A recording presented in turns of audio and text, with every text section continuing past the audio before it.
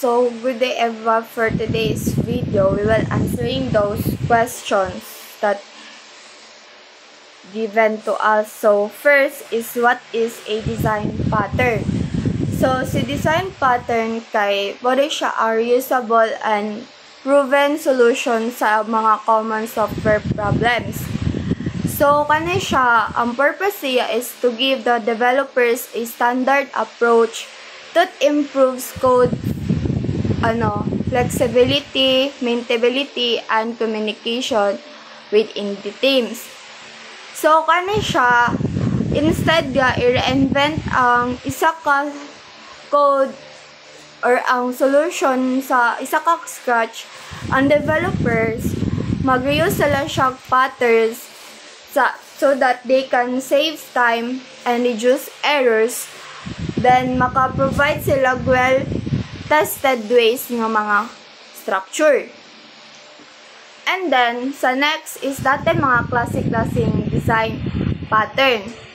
So, which is the creational design pattern, mani siya ang pamaagi sa paghimo sa isa ka objects, which is mani siya ang nagtabang sa pag-manage kung unsaon nimo pag-create sa object para mas flexible ang system. So, next, kani siya, mayroon siya blueprint aside sa sa balay nga, kanang nalang kay minor revision, pero pag sa minor revision nimo dili siya as in nga tanan gubon.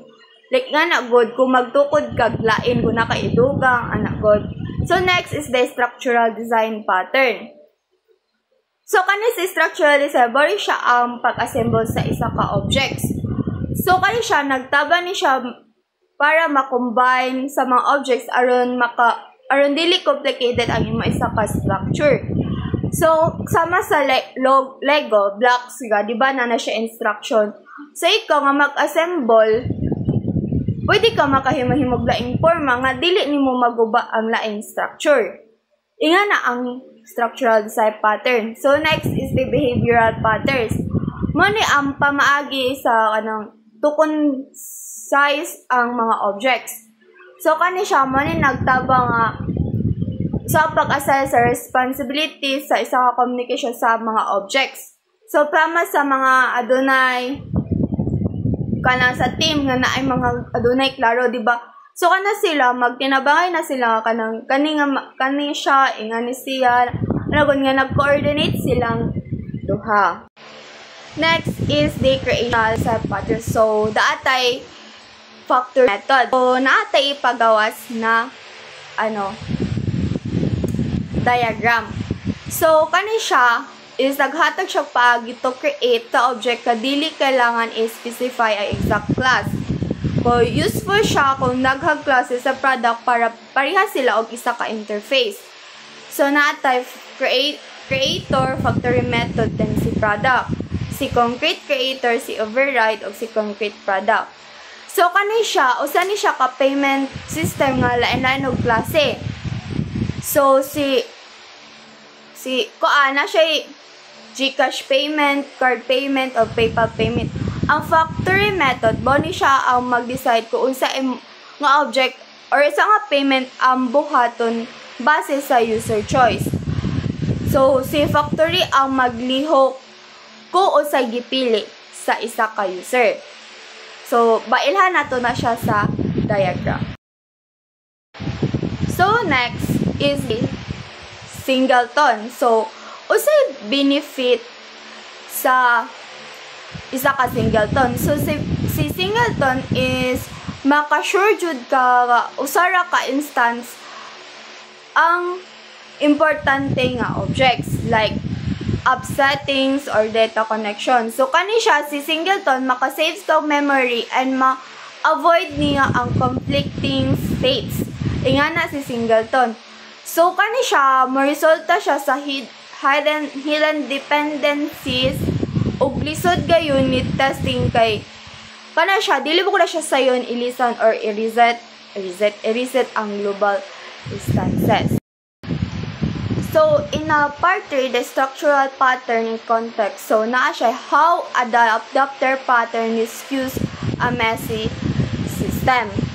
So, naay ko ang daghan ka og i-combine na compatible classes. Tapos, lalahi siya method names, lalahi format, dili siya sinabot sa isa koan. So, karon na solution ni adapter, ang adapter pattern mo wrap siya old incompatible class ug mo convert sa iya interface aron mamumatch sa new system. Kini siya makapa-uniform sa paggamit sa tanang classes without rewriting them. So, natay diagram ipakita na. So, si object adapter sa left side, kay mani siya ang naga-contain ng instances sa isa ka adapter. So, saan siya pag-work? So, si clients, call siya sa target interface. And then, si adapter, siya ang mag-implement sa target and i-holds niya ang adapter object na nga naa sa sulod.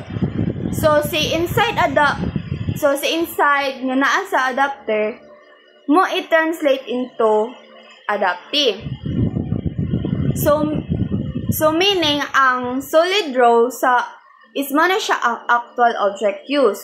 Si dash row, arrow mo na siya ang naga-interface implementation. And then, ang adapter, mo na siya ang naga-wrap sa mga objects. So unsa iaha? So, sa right side, di ba kay, kung man na before and after. So, sa right side, mo na siya ang naga-extend sa adapter class. So, saan ni siya pag-work? So, si adapter, naga-inherit siya og methods from the adaptee. So, gina-implement niya ang target interface. So, naga-implement siya ang target interface. And then, sa operation, mo directly called nga sa mga inherited nga naa sa imong code. So, sa imong code. So, kani siya, si adapter naga-sits between client and the adaptee. The arrow, from adapter, means the adaptee means inheritance. So, si adaptee mo na siya ang inheritance. So, karon comparison na nato or i-compare nato si adapter versus si decorator. So, kani siya, although both sila nga nag-wrap sa object, so, pero na sila different, pero na sila lalahing goals. So, si adapter, mo ni siya, ang goal niya is compatibility. So pag mo gamit ka og adapter, na siya incompatible interface na need og old or third-party classes to fit sa isa ka system.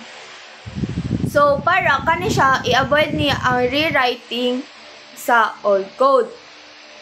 So, and then, si decorator, mo ni siya ang nag-add og features. Bali, nagadungag siya og features, kadili maguba ang imuhang isa ka code. So, tala, if you mag-add ka og functional na dynamically sa isa ka functional, so, pero, kani si decorator, dili na kanid magbuhat o maghimo o subclasses. Kay ang magdungag lamang kag isa ka code and then ang original code mag-work na sila but na sila magkuan po ka og behavioral. Ingana ang kalayan sa decorator og si adapter. Both sila mag-wrap pero na sila laing functions nga, na sila laing goals nga buhaton. So next is the number 7 or the part 4, which is the behavioral patterns in motion. So kani naatay isa ka scenario like a shopping app that updates multiple parts of the UI.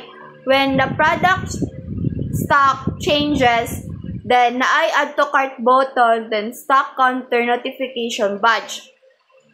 So, how observer? So ang pagtabas sa observer. So, kani siya, a product naga-acts as the subject. So, UI components are observers.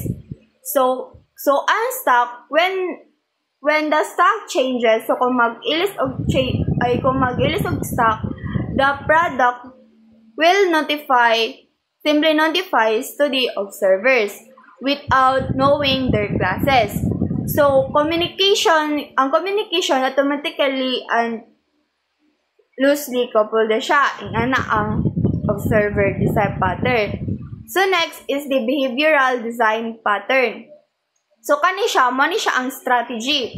So, kani siya naga-improve this flexibility by letting you to swap the algorithms at the runtime.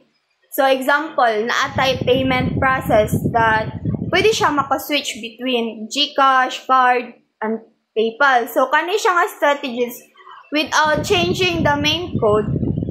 This makes the code cleaner, readable, and easy to extend. Kay, nag-implement naman ka nga, makaswitch ang payment sa GCash, card, or PayPal, nga wala lang mo, nalang kayo gi-implement, pero ang whole code, wala di ba siya gi-usab. So, next is the delivery system. So, kani si delivery system atay factory method, which is to create different delivery options like standard, express, or same day. So, kaning wala ni siya hard coding sa each type. So, kani siya, naga-add lang ni siya og view delivery modes simple sa observer. So kani siya maga-notify ni siya sa customers, drivers, and admin dashboard automatically if the status like pack, ship, nagipack na, gi-ship na out of delivery. Mo ni siya ang isa ka factory method. So kani siya is using many design patterns always makes software better. So, kani siya is, wait lang. Ito lang ko.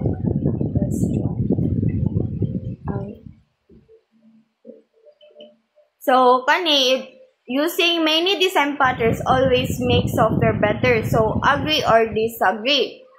So, for me, kung imo disagree patterns are tools but not requirements. So, daghan kay siya og patterns nga makahimo sa isa ka software og hard kanang understandable and slower to develop. So, kani siya, good code uses patterns only when they solve a real problem, not just to appear complex. So, ako mo disagree ko kay, di ba, using singleton or factory everywhere, even where a simple class makes the design worse, not maghimo na niya ang nga marag worse good niya, not better na nga dili siya better na code.